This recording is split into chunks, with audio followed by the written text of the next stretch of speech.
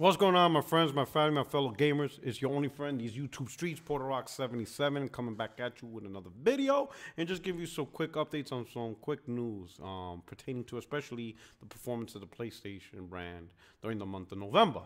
Now, as you see, PlayStation once again was the #1 selling console for the month of November, which makes it what, 3-4 Novembers in a row, something like that. Powered by, looking at the information from MPD, it's been powered by God of War and Spider-Man. Of course, many of the major multi-plat play a key role in the success of the PlayStation brand, but as far as exclusives, Spider-Man and God of War once again done the lion's share of the work, especially Spider-Man, which Matt Piscatella from an MPD analyst announced that Spider-Man is the fastest selling superhero game of all time in the US.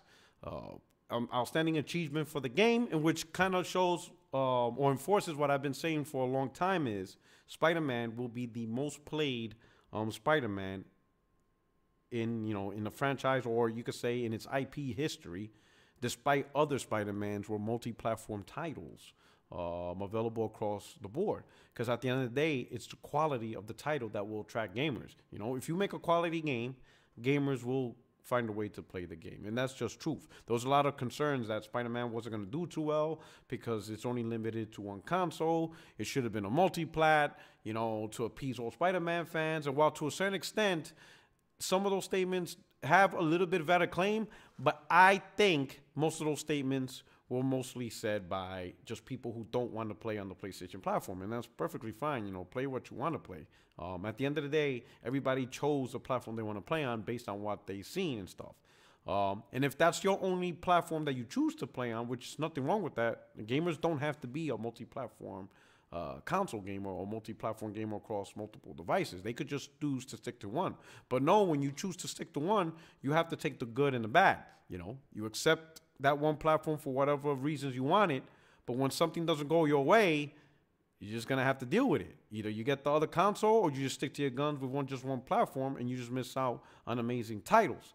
I'm not judging on anything, but as I said, this game will be played by more gamers than any Spider-Man before it, and it just did that. What I didn't think that it was gonna be one of the most successful superhero games. That means this game is doing better than the Batman Arkham series, right?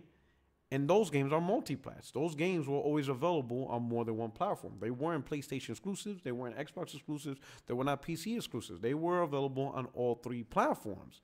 And yes, this one game on one platform is doing better than multi-plat games. At the end of the day, you make a quality, compelling title, people will be attracted to that, right?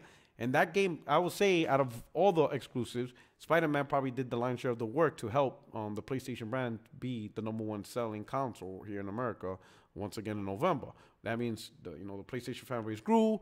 That means there's a bigger ecosystem of gamers, more game sales. It's just a great time for PlayStation, right? More news for Spider-Man is the Raimi Suit is finally as a free DLC costume to the Spider-Man game. I know the Raimi Army was all over this. They were all over Insomniac. It was just a big deal, to many of the Spider-Man fans that wanted a Raimi Suit, and they went all over it. Even big YouTubers like the Amazing Lucas was all over it, and they got what they wanted. My only issue with it was just the straight harassment of the developers when they were not saying, no, you can't have it, All they were doing was just they weren't saying no, they weren't saying yes. They just couldn't answer the questions when they wanted. People were like, how come you didn't do this? How come you didn't do that? How come whatever?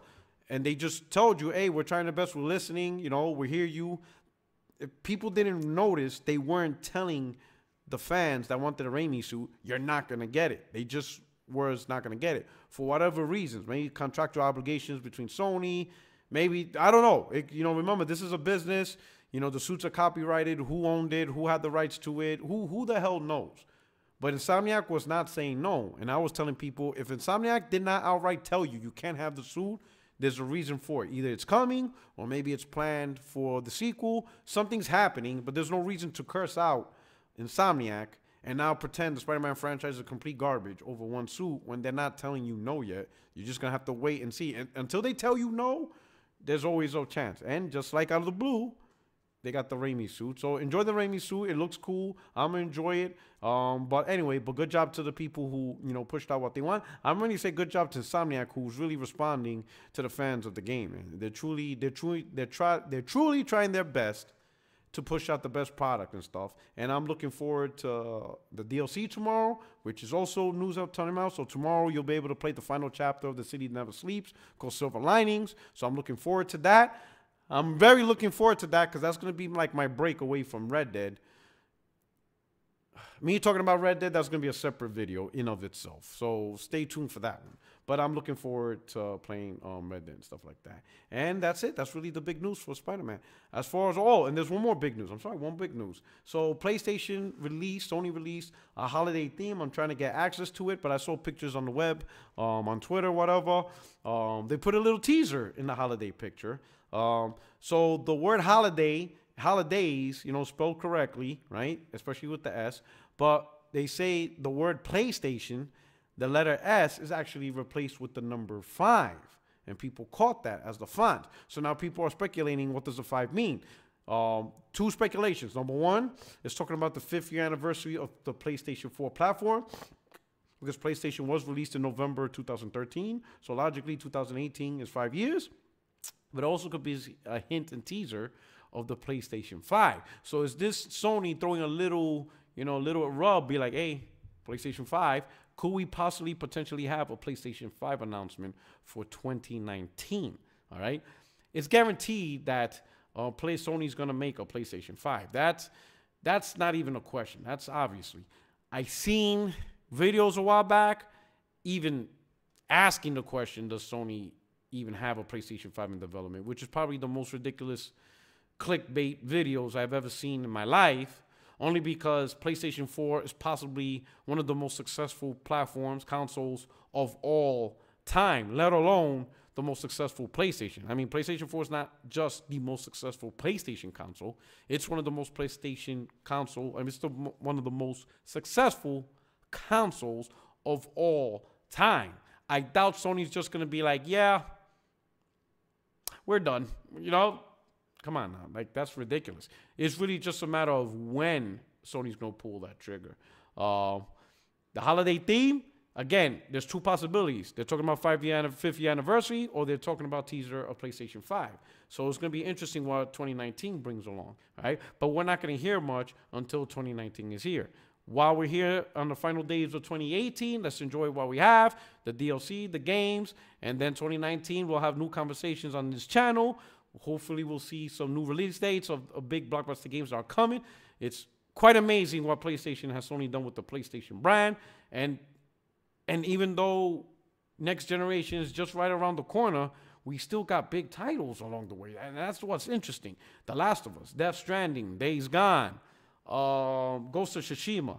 I'm seeing videos now of Platinum Games' new exclusive for the PlayStation, which looks incredible. I'm just waiting for a Western release announcement, or at least a confirmed Western release. Right now, it's only being talked about for Japan, which I think is called Grand something. I'll push out more information on it, but I saw a video of it on Twitter, and it looks absolutely fantastic, but it's only announced for Japan.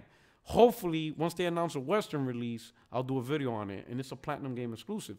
So 2019 is coming to a big bang. And then there's smaller titles that I'm looking for, and there's titles other people are looking forward to. There's the Dreams beta that's happening. I'm looking forward to an indie called Honkai Massacre, and I am still waiting for more information on Lost Soul Aside. That's one of my top games for 2019. And then also, Sega announced for next year, Judge.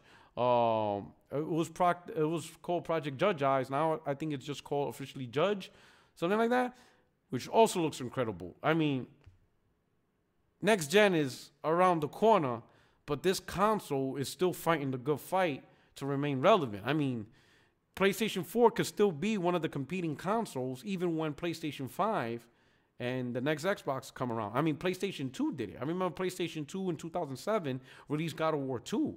And that was one of the big games of 2007 in a year where you have BioShock, Halo 3, Call of Duty.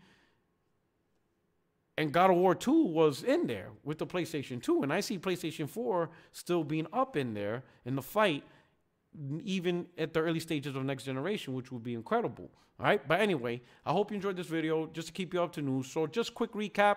PlayStation #1 selling console in the biggest selling, console selling month of the year. Spider-Man DLC, Raimi Suit, huge seller, fastest superhero selling game in the US. It's just incredible. Holiday theme, teasing PlayStation 5. And games of 2019. Absolutely phenomenal year for PlayStation 5. Looking forward to 2019 with PlayStation 4. Looking forward to 2019 for PlayStation 4.